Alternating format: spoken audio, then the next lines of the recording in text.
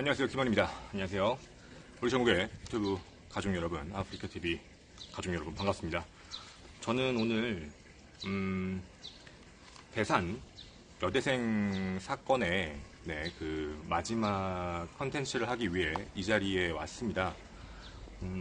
현재 그 장소에 현재 와 있고요. 그리고 최종적으로 제가 야방으로 하면서 그동안 이야기했던 결론을 좀 내려보려고 해요. 제가 1부와 2부를 찍을 때 어떻게 찍었냐면 가능성을 다 열었어요. 여러분의 생각을 좀 자유로웠으면 좋겠어서 다 열었었는데 오늘은 그 가능성 연구에서 좀 결정을 좀 해보려고 해요.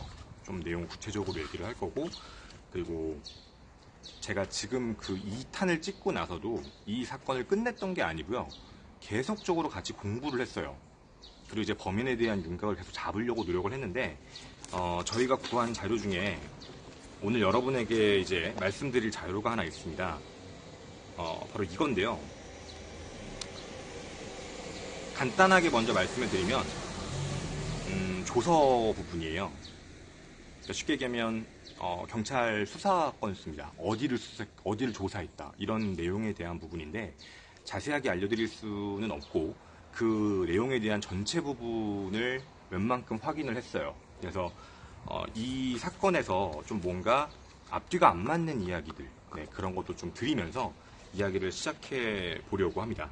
그래서 오늘은 총 3가지를 해볼 거예요. 첫 번째는 제가 거리에 대한 이야기를 할 거고요. 거리. 그래서 첫 번째 집과 배산 입구까지의 거리에 대한 이야기를 할 건데 사실 집에서 배산 입구까지 거리가 300m밖에 안 돼요. 근데 제가 지금 이 있는 곳은 반대편에 와 있습니다. 그러니까 이제 차도를 중심으로 배산이 옆에 있고요. 지금 저 앞에 큰 길이 하나 있는데 큰 길 반대편이에요. 근데 지금 큰 길 반대편에 와 있는 이유가 피해자, 당시 2001년 당시에 피해자의 집이 재개발이 돼서 거기가 지금 집이 없어졌어요. 그러니까 이제 쉽게 얘기하면 주택단지인데 주택단지의 모양을 가지고 있는 게 지금 이 반대편은 가지고 있어요. 저 반대쪽 실제 살았던 집 쪽의 주택거리는 이미 다 아파트로 만들어져 버렸고, 그래서 여러분한테 얼마만큼 이 골목들이 한산했는지 그리고 얼마만큼 조용했는지를 잠깐 보여드리려고 제가 지금 반대편 골목에 먼저 와 있는 거고, 이 반대편 골목을 시작으로 골목들이 이렇게 촘촘하게 생겼다, 그리고 CCTV가 이렇게 돼 있다, 사실 제 눈에는 없습니다. 어쨌든 그렇다라고 얘기를 하고 그 다음에 없어진 장소, 그러니까 이제 재개발이 다 됐죠. 재개발이 돼서 그 장소에서부터 배산까지의 거리거든요. 지금 제가 있는 곳이 여기도 배산으로 들어가는 통로가 있습니다. 배산으로 가는 길이 한두 곳은 아니에요. 되게 여러 가지가 있어서 그래서 여러분에게 저쪽으로 이제 길이 있는 걸로 셈치고 300m 정도에 대한 근거로 이제부터 말씀을 좀 드리면서 가도록 할 거예요. 왜 중요한지 같이 보면서 가보도록 하겠습니다. 오늘 여러분과 이야기하게 될 사건 바로 고 김선희님의 바로 여대생 살인사건과 관련된 이야기인데요. 간략하게 브리핑만 좀 하도록 하겠습니다. 피해자는 고 김선희님이시고요. 키는 148cm. 2001년 2월 4일 날 오후 5시 30분 제가 오늘 가게 될 배산에서 시신의 형태로 발견이 되셨습니다. 복부에 2.1cm의 자상, 그리고 목에도 있었습니다. 목에는 3.2cm의 이제 칼 자상이 있었고요. 그리고 사인 자체만 말씀드리면 칼로 찔러서 즉사한 게 아닙니다. 그러니까 목 때문에 죽은 게 아니고요. 돌아가신 게 아니라 복부에 찔린 칼 때문에 돌아가셨는데 칼에 찔려 사망하신 게 아니라 과다출혈 쇼크였습니다. 그러니까 찔리신 상태로 좀 시간이 지난 상태에서 사망하신 거라고 보면 제일 좋을 것 같고요. 그리고 당시에 입었던 옷 자체가 뭔가 좀 되게 해진 바지, 그리고 양말, 흰 양말에 구두, 그리고 코트 같은 걸 입어서 되게 그냥 바로 앞에 나가는 사람처럼의 형태였고요. 그리고 시신이 있었던 장소에서 7m 떨어진 곳에서 칼도 발견이 됩니다. 그게 바로 이 칼이고요. 오늘 여러분에게 하나씩 다 보여드리면서 같이 가보려고 합니다. 자, 일단은 제일 이상한 부분, 이 동네가 어떤 곳인지 같이 한번 살펴보고 그리고 저랑 다시 저 반대편으로 가서 얘기를 해보도록 하겠습니다. 가봅시다. 제가 참고로 말씀드리면 방금 브리핑할 때도 목소리를 좀 낮췄어요. 왜냐면 양쪽에 촘촘하게 주택가로 연결되어 있습니다. 되게 좁아요. 한적하고 카메라 없고, 그리고 이런 데서 제가 중요하게 얘기하고 싶은 건 아마 떠들면 안 될 것 같아요.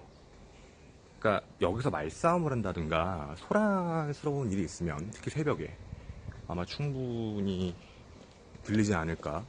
저 지금 목소리 되게 조그맣게 내는 거예요. 왜냐면 소리가 울려요. 오히려 제가 울려요. 울리는 소리가 나거든요. 그러니까 여기는 말싸움을 여기서 할 수는 없어요. 여기서 하면은 소리가 울리는 거죠. 그러니까 우리가 왜 이렇게 얘기하냐면 이런 집이었어요. 그러니까 이런 집이 피해자의 집이었습니다. 지금 반대편에 있는 겁니다. 지금 현재 원래 피해자의 집은 지금 전부 다 재개발이 된 상태라서 저도 이제 반대편으로 가긴 할 테지만 여기가 그때 당시의 모양하고 되게 비슷한 구조를 띠고 있어서 일로 먼저 와 있는 거예요. 당시에 사망 추정 시간을 좀 말씀을 드리면 2월 4일 기준으로요. 5시 반에 어머니가 집에서 나가십니다. 경주에 이제 용궁제 같은 걸 이제 지내시러 가시게 되고요. 그리고 6시 반쯤에 어머니가 나가시게 됐고, 남동생이 7시 반에서 8시 사이에 기상을 했는데 누나가 없었다라고 얘기를 했거든요. 그러니까 사라진 시간은 6시 반부터 7시 반 혹은 8시 사이라고 보시면 좋을 것 같아요. 새벽 시간이고 사람들이 많이 없는 상태고 일요일이었기 때문에 아마 여기서 싸우면 100% 소리가 들릴 거예요. 자, 제가 아까 길을 건너야 된다고 했죠? 저깁니다. 저 아파트 단지가 원래 있었던, 그러니까 이제 피해자의 그 집이 있었던 장소입니다. 그러니까 제가 정반대에 와 있다라는 건 알고 계시겠죠?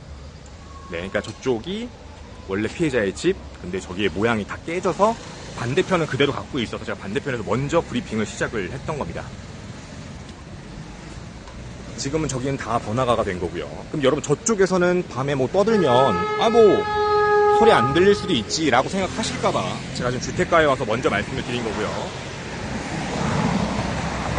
보시면 아시겠지만 주택가에서 말을 했으면 아마 충분히 소리가 울렸다. 만약에 당시에 고인께서 옷을 대충 걸쳐 입은 상태로 밖에 나왔는데 집 앞에서 말싸움을 했다면 사람들에게 소리가 다 들렸을 거예요. 언성이 높았다면. 근데 그쪽이 아니라 어쨌든 좀 이따가 경우의 수도 열겠지만 배산 쪽 등산로로 새벽에 이동을 해서 이제 그쪽에서 일이 터진 문제라 그쪽으로 왜 갔는지부터 한번 얘기를 해보려고 해요. 왜 갔을까? 이런 거. 자, 이제 우리는 당시 없어진 장소, 이제 실제 장소로 가겠습니다. 저희가 배산이에요.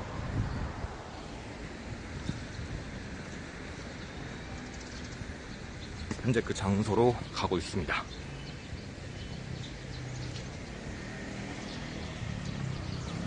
대충 몇 동 정도의 라인의 집이 있었는지는 알아요, 저도. 그래서 그 옆쪽에서 할게요. 그러니까 동을 얘기할 건 아니고 거기하고 가까운 바깥쪽이거든요. 그래서 그쪽에서부터 출발하고요. 정확히 길이는 300m 정도는 조금 못 미치는데 한 300m 정도 나온다라고 봐주시면 좋겠습니다. 이제 오늘 그 경우의 수를 다 같이 열어보자는 거죠.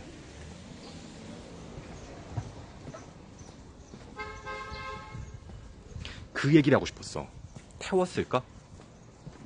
차를 300m.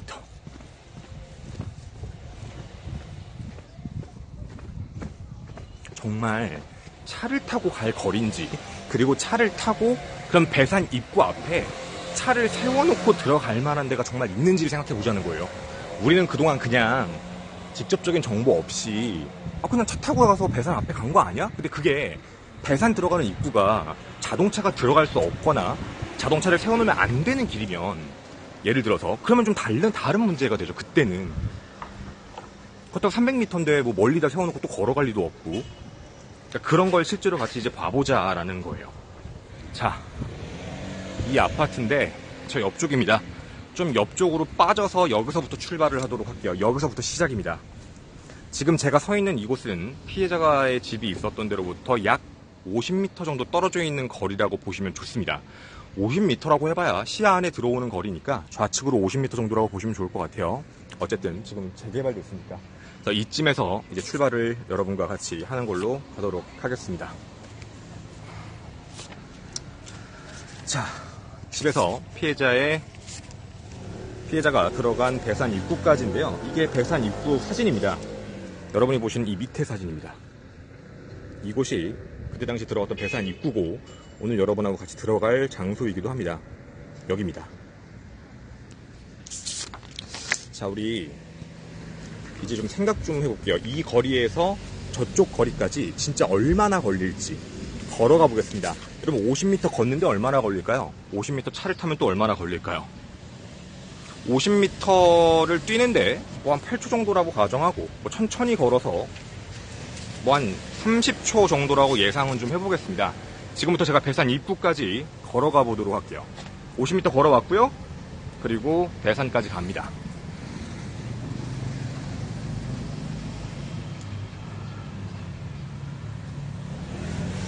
아까 여러분이 보신 그 사진의 장소를 기억을 잘 해주셨으면 좋겠어요. 지금 오른쪽은 괜찮은데 왼쪽은 전부 다 다시 만들어진 거다라고 알아주셨으면 좋겠습니다. 지금 제 눈앞에는 배산 초입구가 보입니다. 다시 말씀드리면 굉장히 가깝다는 거죠.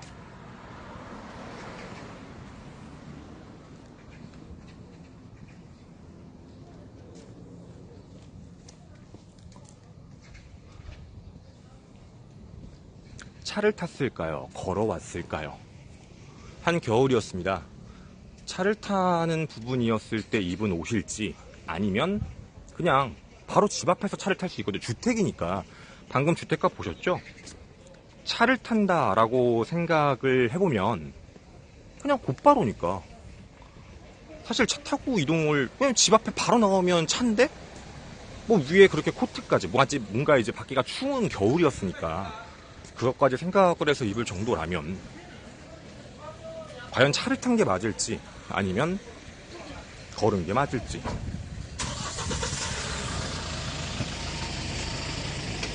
도착했습니다. 여기입니다.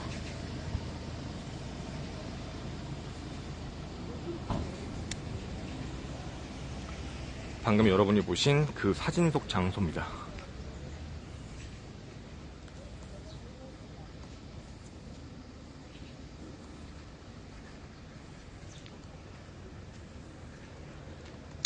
코트까지 입었어요. 코트를 입은 거지.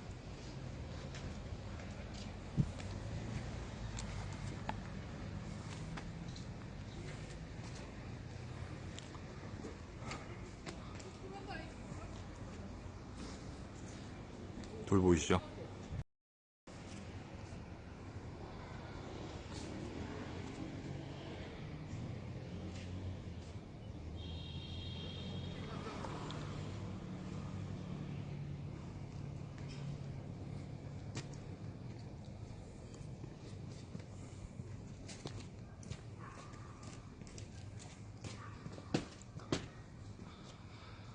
자, 이쪽입니다.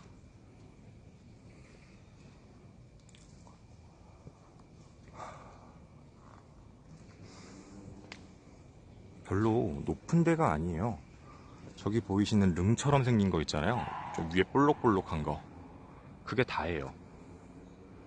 그러니까 높이로 봤을 때는 그렇게 높지 않죠. 그리고 여기서 꼴랑해봐야 산책로에서 15m 떨어진 곳에서 확인이 된 거라서 그러니까 금방 확인될 수 있는 장소였던 거죠. 특이한 건. 자, 이제부터 같이 집에서 배산 입구까지 온 거 잠깐 브리핑 좀 하도록 하겠습니다. 300m를 왔는데 좀 생각을 좀 해봐야 될 것 같아요. 차로 왔을까 아니면 누군가와 같이 걸어왔을까 얘기부터 좀 시작을 해보려고 합니다. 사실 차로 여기까지 와가지고 하는 거 자체의 번거로움이 아까 주택가처럼 보시면 집 바로 앞에 차를 세우고 사람을 태운 뒤 다시 이쪽으로 오는 부분, 뭔가 얘기를 하거나 사람을 정말 이렇게 칼을 갖고 왔다는 건 죽일 목적이 있었다라는 수도 있는데 어떻게 보면은 이동을 해서 번거로울 수도 있잖아요. 어떻게 보면. 그래서 사실 차 부분과 함께 같이 걸어서 이동했다라는 부분을 놓고 봤을 때 걸어서 이동해도 그렇게 막 추위를 느낄 만큼 오래 걸을 거리는 아니에요.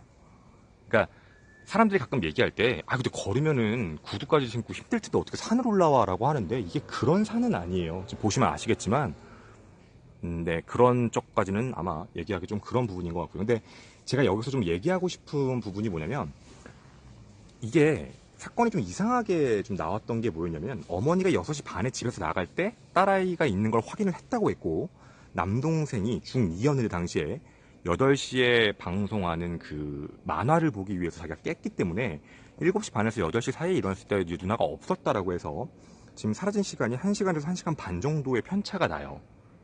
근데 이게 뭐가 문제냐면, 그 남동생이 16년이 지난 입장에서 최면을 한 다음에 누가 문을 두드려요. 누나를 불러냈어요. 여자 목소리예요. 라고만 얘기를 해요.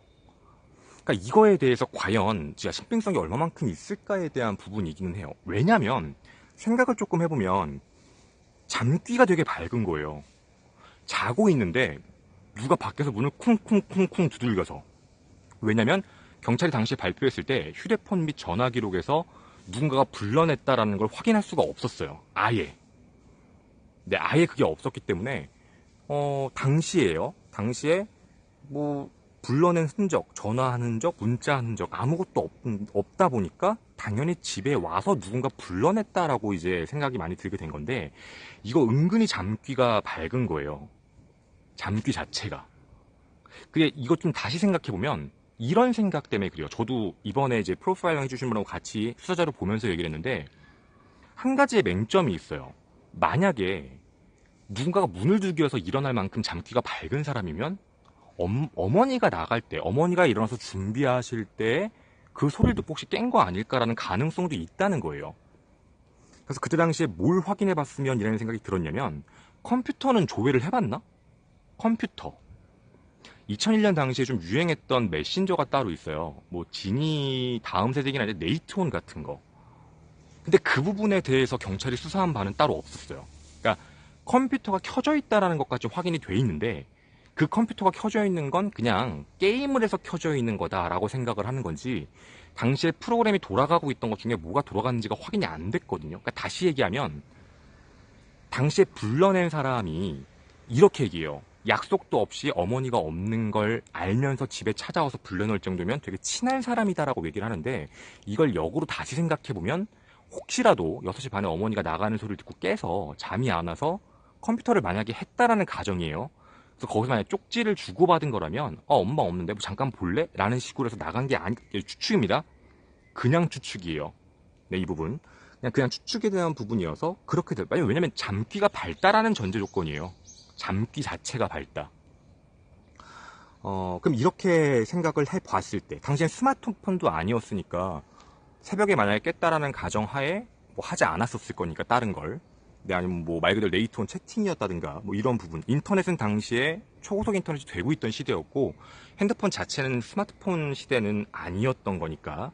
그래서 그 부분에 대해서 경찰이 당시에는 수사를 제가 그쪽에 대한 부분을 하진 않았었어요.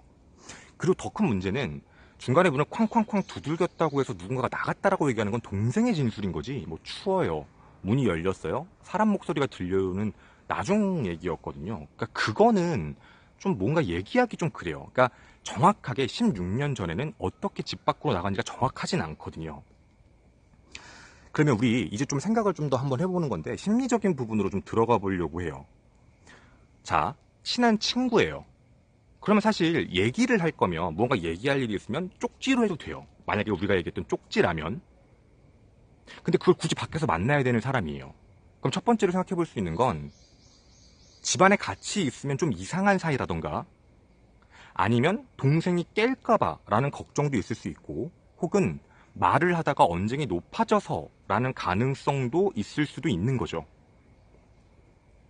그러니까 사이를 봤을 때 좀 예를 들어 언쟁이, 그러니까 긍정적인 사이의 느낌이 아니라 부정적 사이에 있는 누군가, 그 사람이 뭔가 얘기를 하다가 무슨 문제로 아침에 찾아왔고 집안에 들이기에는 좀 그런 사람.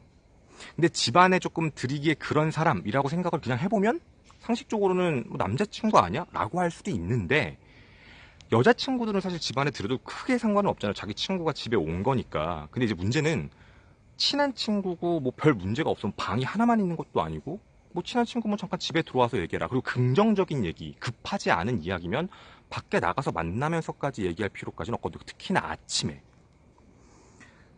여기서 이 내용들을 다 종합을 해보면 그냥 저희들끼리도 한 얘기는 그거예요. 분명히 불러낸 매체는 있다요. 못 찾은 거지. 이게 불러내지가 뭔가 그날 2월 4일날 엄마 없어 아침에 새벽에 라고 얘기해놓고 집에 와서 문 두들긴 다음에 사람을 만난다라는 건 정말 이상한 부분이에요.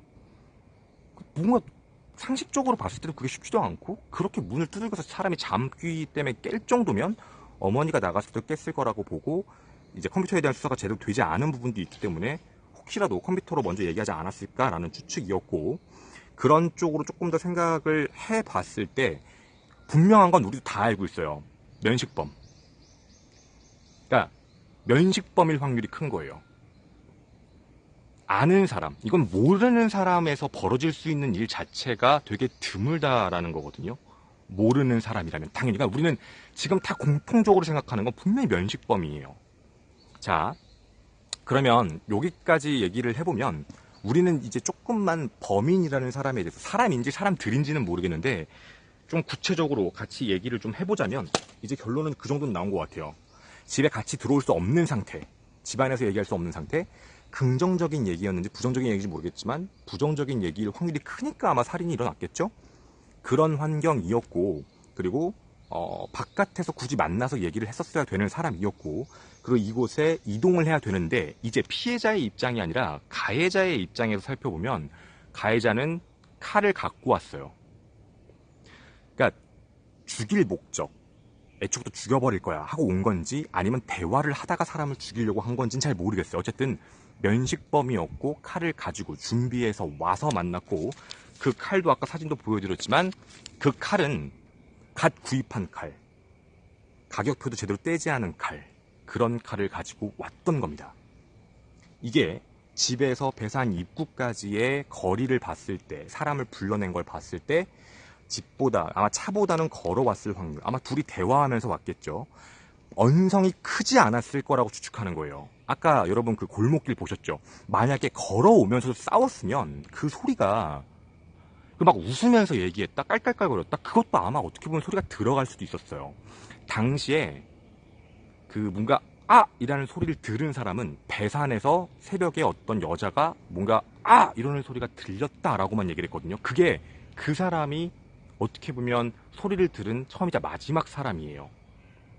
자, 그렇다면 그냥 생각인데 요 정도까지만 놓고 봤을 때예요. 요 정도까지만 놓고 봤을 때 이동하면서 깔깔깔 웃는 상황도 아니었고 그렇다고 둘이 이동하면서 싸운 상황도 아니었고 뭐 조곤조곤 얘기했을지는 잘 모르겠지만 어찌되었든 지금 여러분이 보신 이 길까지는 걸어 올라왔고요. 뭔가 얘기하는 사이였고 안으로 들어가게 되면 지금 보시는 바와 같이 등산로가 펼쳐집니다. 그리고 등산로는 저렇게 해서 위로 올라가게 되어 있는 건데요. 저도 가도록 하겠습니다. 이게 시신이 뭐라고 해야 되죠? 없을 것 같은, 그러니까 그거 장소가 아닌 것 같은 장소에서 발견이 됐거든요. 불과 딱 등산로의 거리, 이게 등산로인데 이 거리에서 15m 떨어진 거 바로 저쪽입니다. 저는 그냥 이쪽으로, 아마 이쪽으로 걸었을 거예요. 등산로 쪽이 아닌. 등산로 쪽으로 가면 곧바로 위에 언덕으로 올라가서 바로 이제 위에 정상이 보이는 부분인데 이쪽으로 가면 약간 사람들이 다니지 않는 길이기도 하거든요. 그쪽으로 좀 가보겠습니다.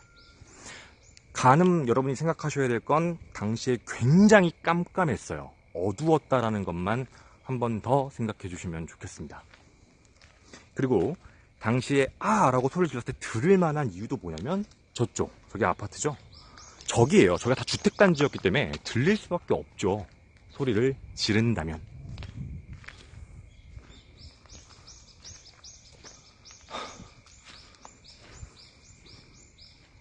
자, 여기입니다.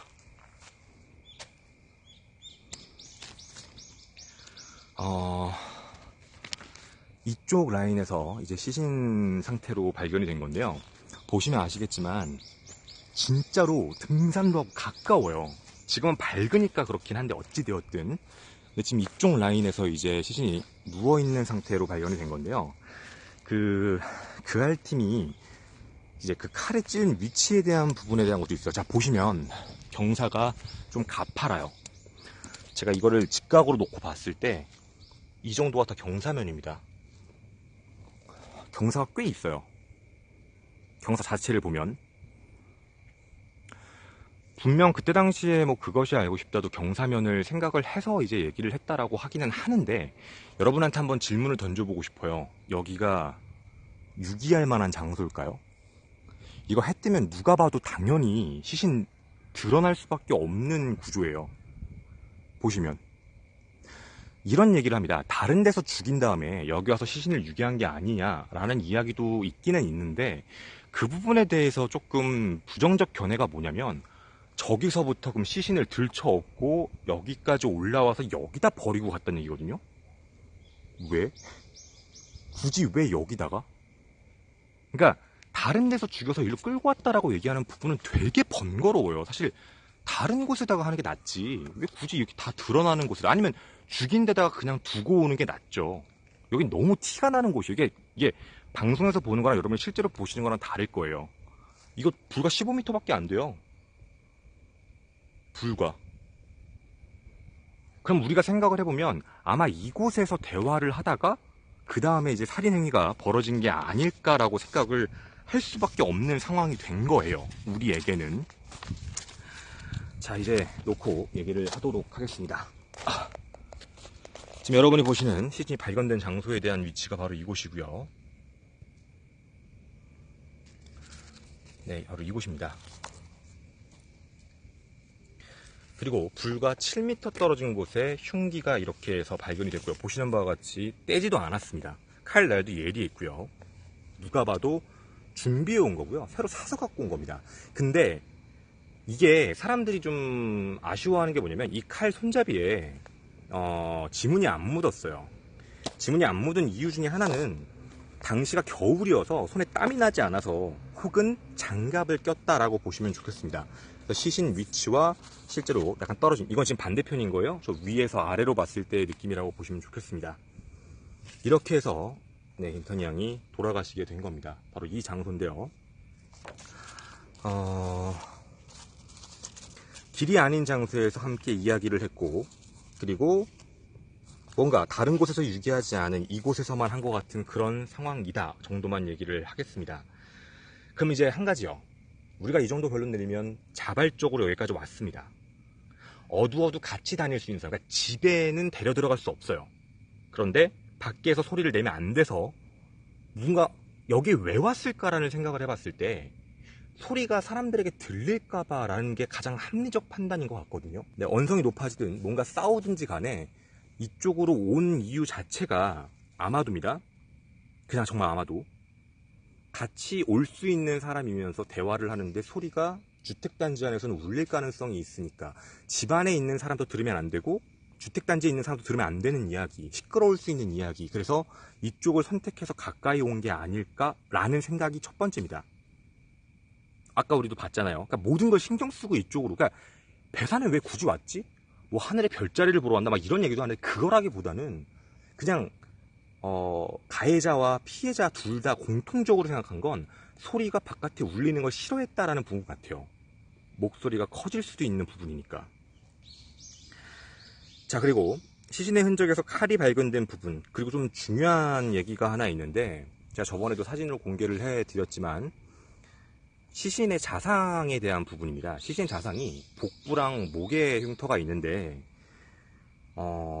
복부를 먼저 찔리고 목을 나중에 찔렸다라는 이유가 뭐냐면, 목에서는 피가 거의 안 나왔습니다. 즉 배를 찌르고 배에 피가 철철 흐른 상태에서 사람의 의식이 점점 없어지는 그런 상황에서 좀 시간이 좀 지난 뒤에 목을 찔렀다라고 얘기하는 게 맞아요. 그래야 상처가 나오는 게 맞는데, 그 상처도 이상한 게 조금 있습니다. 상처 부분도 되게 어색하고 이상한 부분이 뭐냐면, 원래 사람이 배를 찔리면 뭔가 이렇게 흔들거나 아파서 몸을 꼬거나 하다 보면 상처가 더 벌어지게 돼요. 원래 그게 맞거든요. 근데 이 시신을 보면 되게 이상한 것 중에 하나가, 실제로는 복부는 1.1cm 밖에 안 들어갔고요. 그리고 목은 3.2cm였습니다. 그러니까 즉 다시 얘기하면, 복부에 처음 찔렸을 때 피해자가 막 몸을 그러니까 흔들었다라는 느낌이 전혀 없는 거예요. 그러면 어떤 느낌이냐면 찌르자마자 뺀 겁니다. 그러니까 찌르고 그냥 뒀으면 사람이 몸을 웅크리거나 그 흔들면서 자상이 더 깊어지고 상처가 커졌을 거예요. 근데 커진 게 아니고 아마 상처가 바로 나왔다는 건 찌르자마자 뺐다라는 이야기밖에 안 되는 거거든요. 그럼 자, 복부에 2.1cm의 이제 칼날이 하나 들어갔다가 나왔습니다. 아마 그래서 악이라는 소리가 아마 났던 것 같은데 그 피 혈흔의 부분을 보게 되면 피가 이렇게 나옵니다. 복부가 찔린 상태로 다 젖어요. 그러니까 피가 아래로 흐릅니다. 이렇게. 자, 피가 이렇게 흘렀다는 건 피의 흔적이죠. 옷에 묻은 거. 이렇게 흘렀다는 건 누워서 찔린 건 아니에요. 누워서 찔렸으면 옆으로 흘렀을 거니까 서 있는 상태. 그러니까 처음에 찔리고 뺐을 때 분명히 서 있는 상태였고 피는 밑으로 흐르고 있고 그 다음 두 번째 피가 무릎에 묻어있고 떨어져 있거든요. 그럼 아마 찔린 상태로 피가 나오기 시작했고 라는 소리를 하고 난 뒤에 뭐 막았는지 아닌지는 모르겠지만 이 상태로 웅크리고요. 아마 앉았을 거라고 추측을 하는 겁니다. 이렇게 해서 이제 피가 옆으로 같이 흐른 부분인 거고요. 그러면 사람이 칼에 찔리고 라고 하고 그리고 피가 점점 나오는 상태였는데 그 다음에 목을 바로 찌른 건 아니었으니까 한참 뒤에 시간을 더 기다리고 있었다라는 이야기가 되거든요. 그럼 우리가 여기서 조금 생각을 해볼 건 이게 면식범이고 죽일 목적이 있었는지 없었는지 모르겠지만 어쨌든 준비한 계획범죄라고 보게 된다면 와가지고 시간을 일부러 소비하고 있었다는 거거든요. 여러분 시간 소비하면서 뭐 했을까요? 분명한 건 칼에 찔리자마자 사망하진 않았어요. 분명히 칼을 찌르고 나서 사람이 이렇게 아파하는 걸 보면서 곧바로 사람이 사망한 게 아니라 과다출혈로 시간이 지나서 사망한 이제 과다출혈 쇼크로 사망한 거기 때문에 그렇게 놓고 보면 정말 여유로웠죠. 이상하게 여유롭지 않나요? 저게 사람 올라오면? 그러니까 사람이 사망할 때까지 여기서 그대로 지켜보고 있었는데 그 어떤 누구의 목격자도 안 나왔어요. 이 장소에서는. 그 사람이 싸우는 것처럼 안 보였을 수도 있고 혹은 뭐 그날따라 정말 사람이 안 다닌 걸 수도 있고. 자, 제가 옛날에도 한번 이런 얘기 들었는데 사람이 복부에 칼이 찔리게 되면 그게 자기가 처음에 죽는다라는 생각이 안 든다고 합니다. 왜냐면 아프고 놀라기도 하고 당황하기도 하는데 피가 나오는데 자기가 겉에서 봤을 때 피가 조금 흐르고 그리고 피가 옆으로 좀 떨어지는 거 보고서 이게 자기가 죽을 거라고 생각하는 사람은 많이 없다 그래요. 근데 왜 쇼크사가 오냐면 피가 안에서 터지는 거죠. 그러니까 바깥으로 나오는 게 아니라. 그러니까 이제 상처가 많이 벌어지면 그만큼 피가 바깥으로 많이 나올 텐데 2.1cm 정도여서 예를 들어서 피가 안에서 고여서 터지게 되면 자기가 모르는 거죠. 그래서 대부분 과다출혈 쇼크사라는 게 뭐냐면 처음에 자기가 피가 났을 때 이 정도면 뭐 큰 문제 없겠지 라고 생각을 하고 있다가 그 다음에 빨리 병원에 가지 않았을 때 생기는 문제도 있다라고도 얘기를 합니다. 대부분 과다출혈 쇼크사가 대부분 그게 많대요. 자기는 괜찮은 줄 알았던 거. 근데 조심스럽게 드는 생각이긴 한데 칼을 찌르고 오랫동안 지켜봤다라는 이야기인데 그냥 지켜봤으면 정말 계획적이고 악마 같은 느낌이거든요. 서 있었고 그 다음에 주저앉은 사람과 이야기를 했을지 그냥 쳐다보고 어쨌든 일방적이든 뭐든 대화는 했을 거라고 생각이 들어요. 무언가 말을 하거나 얘기하진 않았을 거예요. 근데 그 얘기조차도 뭔가 잘못된 건지는 모르겠지만 마지막에 사람이 피를 더 흘릴 수 없는 상태가 왔을 때 목에다 칼을 한 번 더 찌른 겁니다. 그러니까 솔직한 속된 얘기로 하면 확인 사살과 가까운 거죠. 목을 한 번 더 찔렀다는 건. 이게 이 현장에 대한 부분입니다. 바로 윗부분이고요. 우리가 그러면 이 내용을 조금 정리를 해보면 자, 원한 관계입니다. 근데 그 원한 관계는 일방적인 원한 관계예요. 즉 가해자가 피해자한테 갖고 있는 일방적인 뭔가 오해에서 비롯될 수도 있고 그러니까 오해 및 원한이 있는 사람, 강도행위, 성범죄는 아니었으니까 그리고 이렇게까지 사람을 죽일 정도면 분명히 원한 관계일 수밖에 없고 준비를 해갔던 거니까. 그리고 두 번째는 집안에는 들이기 좀 어려운 사람이지만 그게 뭐 소리가 질러서일 수도 있고 어쨌든 근데 밖에서 만나서 이런 데 조용한 데서 같이 얘기를 해야 되는 사람, 면식범, 그리고 분명히 언쟁. 사실 언쟁이 있었다라고밖에 생각이 안 들죠. 언쟁이 없고 웃는 상태에서 사람을 찔렀다고는 보기가 좀 어려우니까. 그리고 그것이 알고 싶다 팀에서 얘기했던 당시 경찰은 여자를 배제하고 수사했다라는 이야기까지 했었습니다.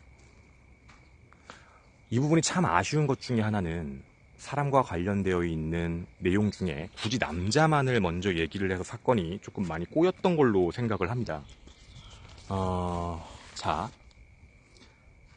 범인에 대한 건 이 정도면 사실 어느 정도 누군가를 칭한다라는 느낌이 들옵니다.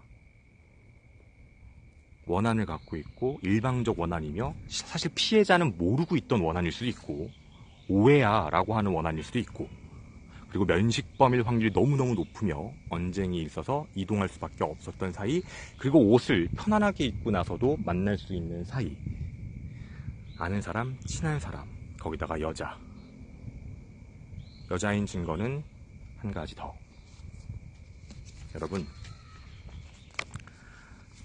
복강내 출혈인데 칼이 2.1cm 자상으로 들어가서 곧바로 나왔거든요. 자기가 찔림을 당할 거라는 것도 모르는 상태에서 찔렸다라는 생각밖에 들지 않습니다. 정말 이 사람이 날 죽일 것 같다라는 느낌이 없는 상태로 어느 정도 믿으니까 왔을 수 있는 사람이다 보니 저는 뭐 다들 비슷하게 얘기를 하지만 범인은 아마도 방송국에서 나왔던 사람 중에 한 명이 아닐까라는 생각이 듭니다. 가장 많이 이야기하는 건 남자친구 말고요. 썸남 관계에 대한 이야기도 있습니다. 근데 물론 다 추측이긴 하지만 여자라는 가능성, 뭐 충분히 그럴 수 있을 가능성이라고 생각은 합니다. 이 사건은 초동수사에 대한 부분이 좀 아쉬웠던 게 사실이기도 하고요. 당시에 여자들은 따로 조사하지 않았다라고 하니까 그 부분만 좀 배제했으면 어떻게 보면 참 금방 잡을 수도 있지 않았었을까라는 생각도 들기도 합니다. 자, 여러분이 보실 때는 어떤 생각이 드시는지 궁금합니다. 저는 여러분하고 처음에 대산 1부, 2부를 찍으면서 경우의 수를 엄청 열었습니다. 처음에는 그것이 알고 싶다랑 비슷했고 두 번째는 뭐 남동생의 친구들 아니야? 라는 얘기까지 하면서 이야기를 엄청 길게 했습니다. 가능성을 그냥 열고 더 공부를 해볼 필요도 있었거든요. 근데 현장에 와서 보고 위치에 대한 거리에 대한 걸 봤을 때는 그러기 어려울 것 같습니다. 제가 오늘 이야기한 게 고인분의 원한에 조금 억울하신 면에서 어떻게 돌아가셨는지 정확하게 잘 전달하길 진심으로 바라고요. 범인은 분명히 지금도 살아있고 범인은 미제사건 전담팀이라는 게 있기 때문에 언제든 자기가 잡힐지 모른다는 불안감이 있을 수도 있다고 생각을 합니다.